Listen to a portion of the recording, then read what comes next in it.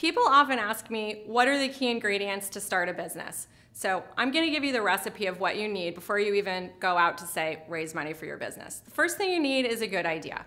A good idea doesn't necessarily have to be original. You don't have to be innovating if you're starting a business. It could be a pizza parlor in a new part of town that's just doing things a little bit differently, or maybe that focuses on customer service. So a good idea doesn't necessarily involve innovation. The second thing you need is a mission. This is related to your idea, but it's not the same thing. Your mission is about, what are you trying to accomplish? What are you trying to change in the world? What are you bringing to the world that's different? It's related to your idea, but your idea is how you're going to do it, and your mission is why you're doing it. The third thing you need is self-knowledge. If you're going to be in the trenches trying to build a business, you've got to know, what's your personality type? What are the things that you enjoy doing, and what are the things you really, really don't like to do? If you haven't taken any online personality tests, I would recommend doing that. It may sound a little corny, but it's going to give you a lot of self-awareness that you need as you go into running your business. The other thing you can do is ask friends and family to give you a little bit of a lens on yourself so you can get to know yourself better. That's going to help you with the next thing you need to do, which is find some co-founders or some partners that are going to support you as you start your business. Ideally, these people that you're going to bring in to work with are going to have complementary skills to what you have. They're going to like to do the things that you don't like to do. They're going to bring something to the table that you don't have.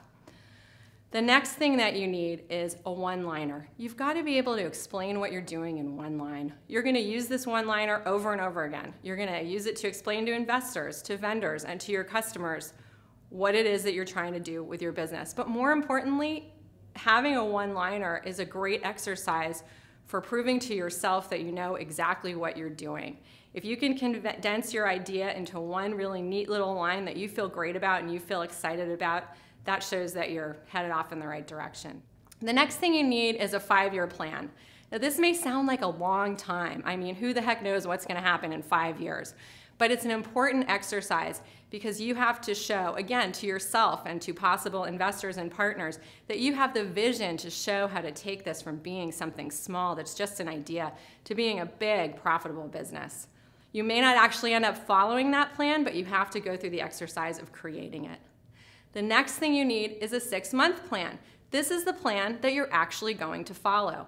And your 6-month plan should be targeted at a very specific point that you want to reach. Maybe it's, I want to get my doors open on the store. Maybe it's a certain number of customers.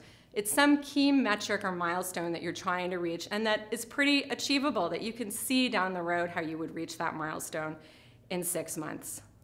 The next thing that you're going to need is focus. A business does not grow through benign neglect. The business is not going to happen when you're getting distracted by 7 or 8 different other things, kind of waiting to see which one takes off. You've got to be there day in, day out in the weeds to kind of push that rock up the hill and get that business launched. The next thing you need is a strong network. Your network could be family, your friends, those co-founders. It could be vendors, it could be customers. It's just the network of people in your universe that are going to help you. It takes a village to make a company. You're not going to be able to do it by yourself. The last ingredient is one customer. As you're building your business, developing your product, you need to have one customer in mind. That's the customer you're building it for. It could actually be you if you're creating a product or a service that you'd be a customer for. It could be another person, a real person, or it could be a composite customer. That's the imaginary customer you've invented that's the perfect customer for this. The reason that's important is you've got to keep in mind as you're creating your business, who is it for? Why would they want it? And keep that top of mind at all times. If you have all of those ingredients when you're going out, then you're in a really good place and you're setting your business up for success.